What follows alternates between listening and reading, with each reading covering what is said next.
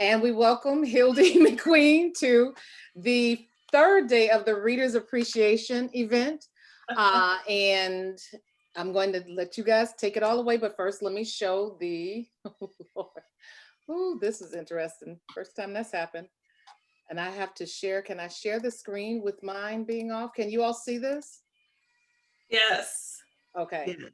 That is such a hot cover. That is an awesomely hot cover. So I want to show that. Yes, indeed. And I'm going to stop the share and I'm going to turn it over to tribe member Michele Sims. All right. And here we go. And I'm putting it on mute. All right. Well, welcome everybody. Again, I'm author Michele Sims, and I am representing, I forgot to tell you, I'm representing the Campbell clan today. Got some genetic testing done and found out that on my maternal side, we are Campbells. So we are representing the Campbell clan today. But I wanted to let you all know that you're in for a treat, more of a treat. If you like enticing, engaging romance, you'll love USA Today best-selling author Hilde McQueen's writing. She writes romance because she's in love with love.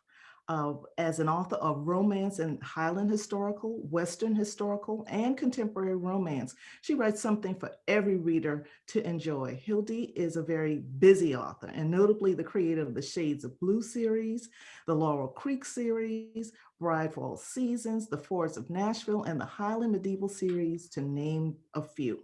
She grew up in California and after joining the Army lived in all parts of the country of Germany. Today, she resides in sunny Georgia with her superhero husband, Kurt, and their dogs. Good afternoon, Hilde, and thanks for being with us today. Good afternoon. I'm so excited to be here. Oh, we're happy to have you. Happy to have you. And I am so glad that you wanted to showcase the Clan Ross series because I read A Flawed Scotsman and I love that book. Did you like it? I really did.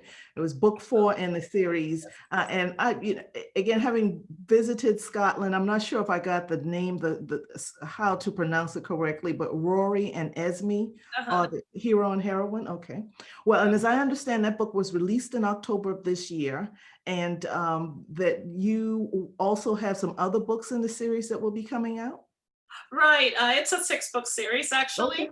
So the first 4 are out, and then book 5, which is called a Fearless Rebel, is releasing in January. I don't have the exact date yet, but my editor fell in love with that story, and it's kind of funny because I fell in love with The Flawed Scotsman, and he really fell in love with the next one, which is a Really? So I'm excited for the readers to read that one because I think it's a good story too. And then the 6th book in the series, I'm about a quarter of the way in, and that one is called The Fierce Archer, and it is Ewan's story, who is cousin to the Rosses. Mm-hmm.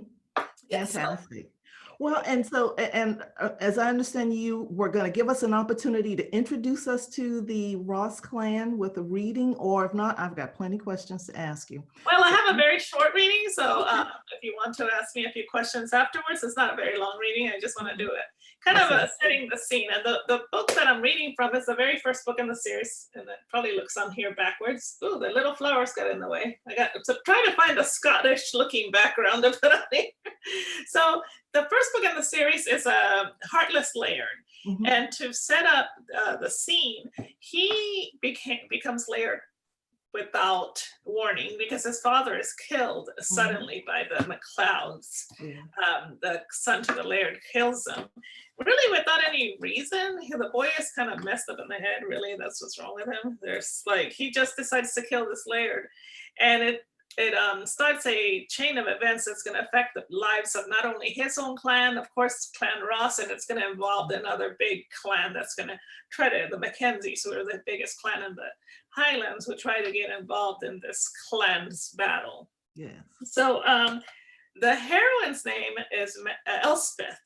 And she is a healer, and she's just a simple village girl, but she has a lot of spunk, and she kind of stands up to Malcolm Ross, who is the new Laird and the eldest son of the slain Laird.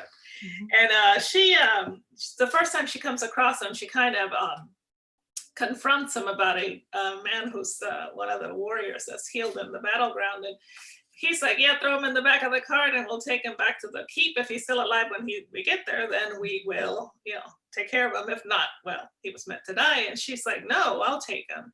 And so she ends up taking the wounded warrior back to her village to take care of him.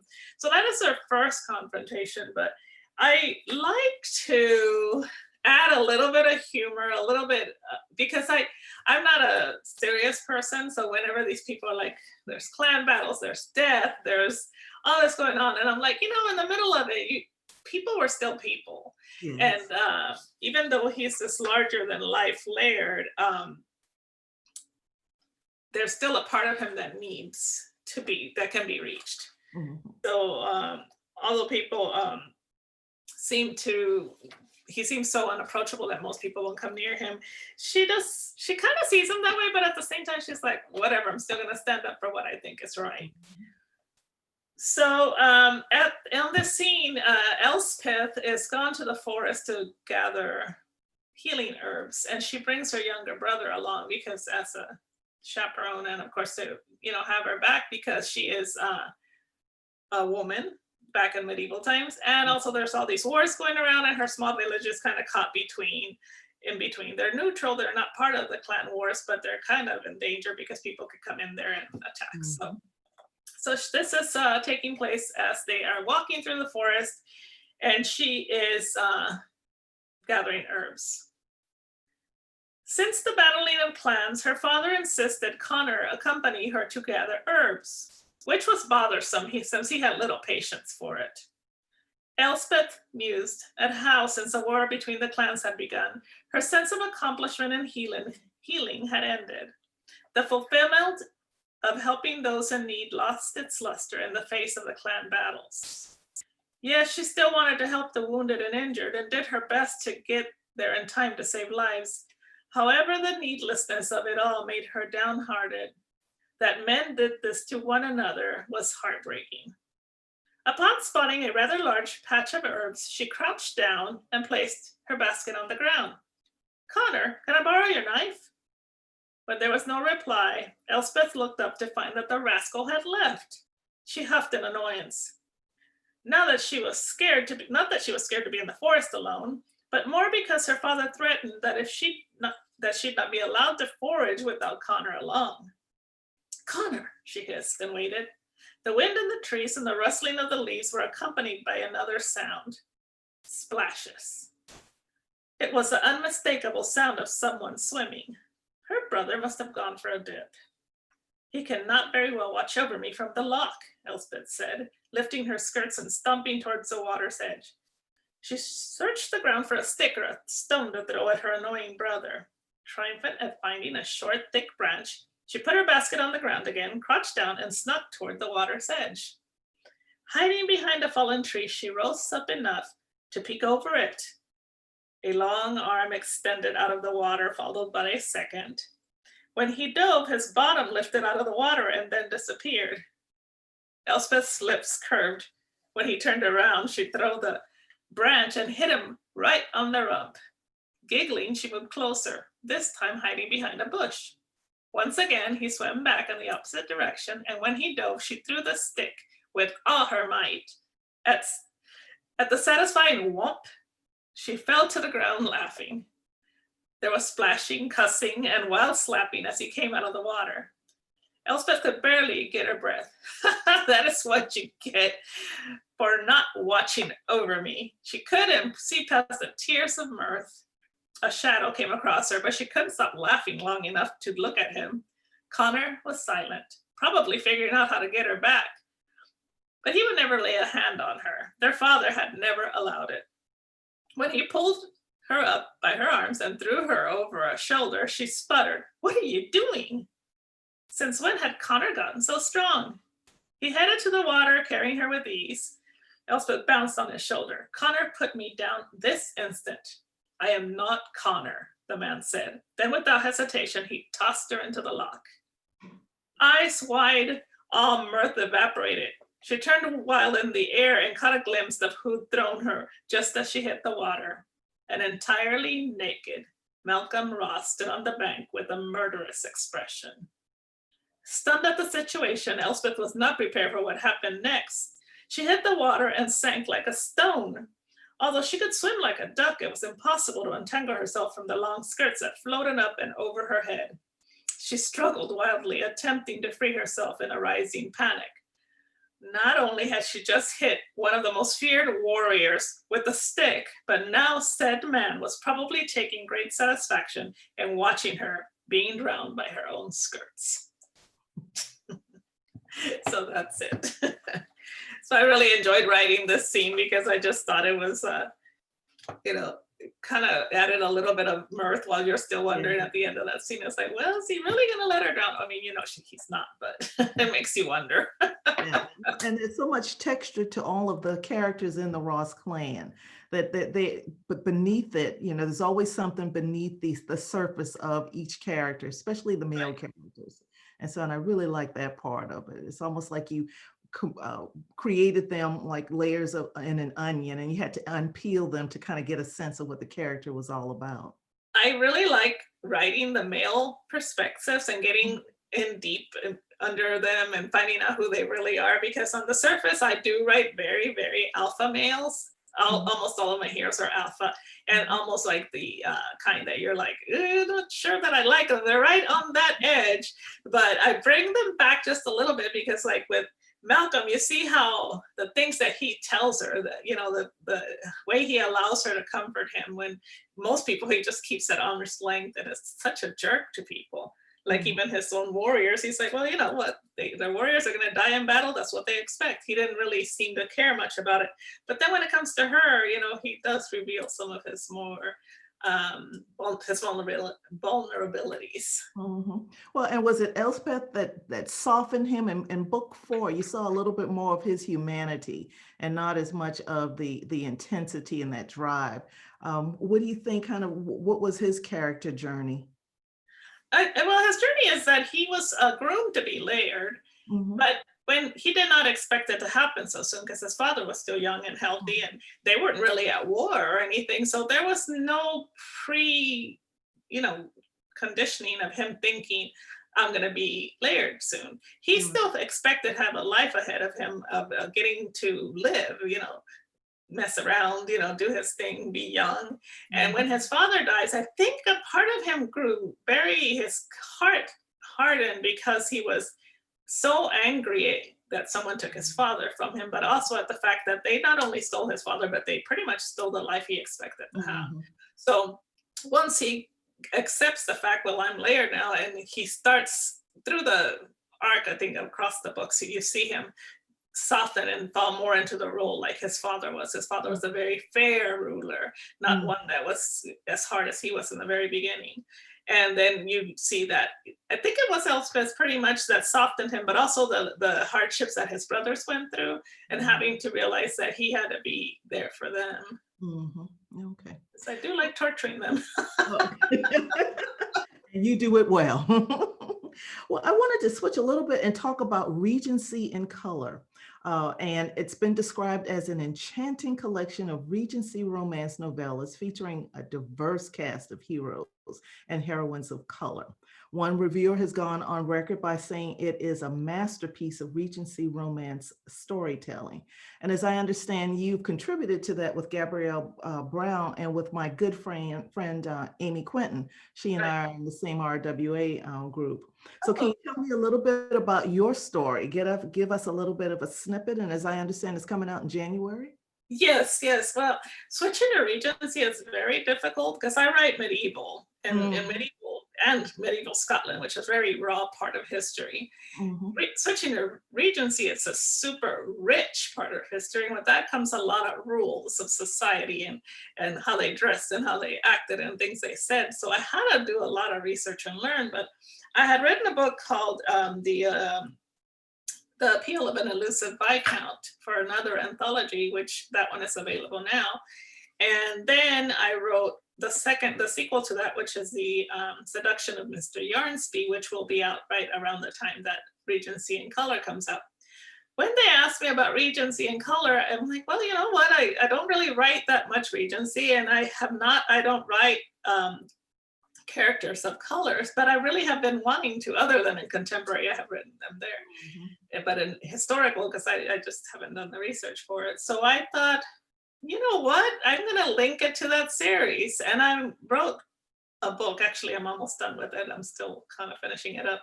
It's called the Allure of a Roguish, the allure of a reformed rogue. And it is based on Mary, who is a companion to one of the sisters that from the other two books. And Mary's mother is Jamaican and her father is English. And they came to London, and she went to work for this family, the Humphreys, at a very young age, like 12 or 13. So she grew up with the daughters.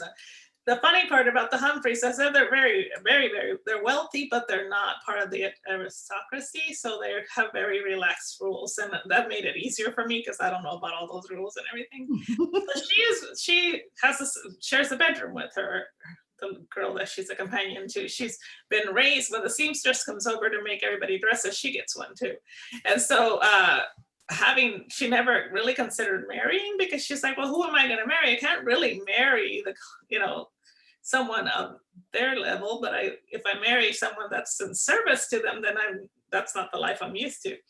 Until she meets Thomas Sullivan, an Irish coachman, and they fall in love almost at first sight. And so what he does is, first instinct is to keep her away, because he is pretty much in the running for his life, because somebody's after him to kill him. So there's that little bit of intrigue there, and their relationship becomes fun. It's so much fun because it's like, when he meets her family, when his mother and father come to visit because he's been injured, she's worried about what they think of her, because at that time he's already professed that they're going to court. And he surprised her by saying, well, my mother thinks that I'm not good enough for you because you're used to these things. You're more of an elevated status, because she's in that space between being a servant and not quite being aristocracy, but she is, higher than him. He's just a coachman. And she's like, oh, that's not what I expected. And she's the one pushing things to the point of, did she think anything about my skin color or the fact that I'm different? And he's like, no, he just says that, all I can afford is a cottage for you, and you probably won't want to live in that. So I really am enjoying writing that couple. They're very sweet. Oh, that sounds good. And really, we're looking forward to that. Yeah. And as I mentioned earlier, to say that you're a prolific writer really is an understatement. And so I wondered, what advice would you give to others about time management and staying focused if you want to be a prolific writer? It's getting into the habit. It's like, if you repeat something and have a steady schedule, you can get the words done. I will say one of my favorite things to do, and this, ever since I started doing this, I hit my word goal. Let's say you want to do 2,000 words every day. I know that I have to write in the morning, because in the afternoon I can write, but I get a little sluggish and sleepy. So I have to write first thing in the morning. So I do 3 things in the morning. I get my tea, check my email, and post on Facebook. I post a picture of my tea. Yes, I'm in the tea club with you. Yeah. So that's those 3 things is what I do. And then I sit down and I have these sticky notes, and they're right here on my computer monitor, and they each say 1,000 words. And I move them from one side of the monitor to the other. So if they're not written yet, they're on the left side of my monitor. And as I write 1,000 words, I move it to the other side of my monitor. I get up, stretch, do whatever, I might throw a load of laundry or do something, sit right back down and do it until all 3 notes are on the other side. If I write a little bit more than that, hey, that's a bonus. But that gets me motivated to move those 3 notes over. And I've been doing that for now 2 months. And usually I do my 3,000 words a day. If I only move 2 over, then I'm a little disappointed, but still that's better than nothing. That's fantastic. That is. Well, can you tell me what inspires you? You've written in a lot of subgenres for romance, and what gives you that inspiration to go from Western to medieval to Regency? What is the muse for you? Usually it's the characters, the character arch, like somebody going through something, and of course the story will only fit in whatever genre the where I want the muse, the character to go. I love writing Westerns. That's like my thing, but I have always, my favorite genre to read has always been medieval Highlander. So I decided that I'm gonna just stay away from contemporaries now, because even though I enjoyed writing them, that's not my jam now. So I'm gonna from now on just write Scottish medieval and then one Western a year. Oh, I see. I Yeah. see. Well, and I did some snooping, and I saw Oh, that Scandal, Downton Abbey, Game of Thrones were your favorite series. And since they're all either gone or on hiatus, what are you watching now? I watched let's see, I watch very lame television. So I watch very mindless television. My husband and I always pick a very deep series to watch together. So we watched Person of Interest and watched that entire series. And then we watched another murder style show. I can't now remember what it is, but right now we're watching Designated Survivor together. Oh. So we watched that kind of thing. And me personally, I watch things like Half and Half. I don't know if you watch that, but I am like binging that. And then the Schitt's Creek is another one I've just binged. So I watch very shallow television. Great British Bake Off. I love that show. I have watched that one like 4 times, the entire all 8 seasons, 4 times each episode. British Big Show. Huh? The Greatest Baking, because it's so light and bright and airy, and I love the scenery. I'm just like have it on all the time. Well, and is that a paradox to maybe the experiences that you had as an Army officer in intelligence and security? And do you think that those experiences inform your writing at any point? I think I think more like a guy. But my friends have always thought it was strange that I'll get in a knockdown, drag out argument with one of my coworker friends. I used to do that with the guys, and then we'd go to lunch together. Because I don't, yeah, whatever, it's over in my head. So it doesn't work well with female friends because they're still pissed off at me 2 months later. And I'm like, what did I do? I'm so, you have to tell me, I'm like a guy. So because I guess because of my Army background, it could be that being in intelligence and knowing some of the things that were happening in the world gives me a different perspective. I was also in an office of guys that had to be deployed to Afghanistan right after the towers fell. And I had, including my husband, I had to deploy him. And these were civilian men who were going as contractors. Some of them never had been to war zones. And just seeing their changes and how they interact with each other, that helped me learn. And so you can see it a lot in my male heroes. Right, the alpha heroes. Well, and asking an author a favorite book is almost like asking a mom, who's your favorite child? But I'm going to ask you anyway. Is there a favorite? And if someone wanted to really get into the world of Hilde McQueen, what book would you recommend that they read? Wow. Okay. I think I always give the same answer. And I would say Where the Four Winds Collide. And the reason I give that same answer is because Adeline Buckley got in my car, and I always tell the story. I was driving back from Atlanta, which is a 2.5-hour drive from the Atlanta airport to my house, and it took me 6 hours because she got in the car and she wouldn't stop talking, and I kept driving because I wanted to hear the story. I got home and told my husband the story, and by the way, my husband was not worried that I was dead in a ditch.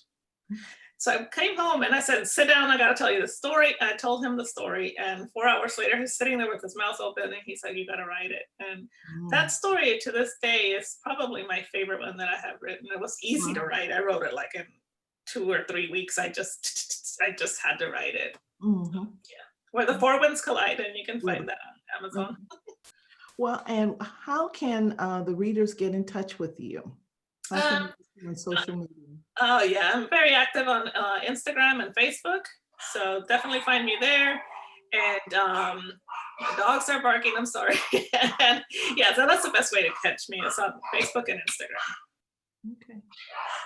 Well, it has been great having you today. And I guess I would be remiss in not asking you, I've asked you plenty of questions. Any questions that you would have for anybody in the tribe or any closing thoughts for us? Well, just my closing thoughts are that, although we've been through hard times, and I know that a lot of writers are having a rough time concentrating on writing, I think that we should look at, forward and not backward. And also to the readers, thank you so much for the support that you're giving us during this time. And it is my true hope that we are helping you escape some of this mess by being able to, escape into our stories. Mm-hmm. Well, and congratulations on your award. I saw that you won. Thank you. And so congratulations. Keep the stories coming. it's coming really well. And, you know, that's part of the Clan Ross series. That was the best-selling book. Okay. Thank you so much. Bye, y'all. Don't forget to drop your links in the chats. I'm gonna drop you in the backyard so you can Okay. still converse with the readers there. So, okay. Thank you Okay. so much. All right.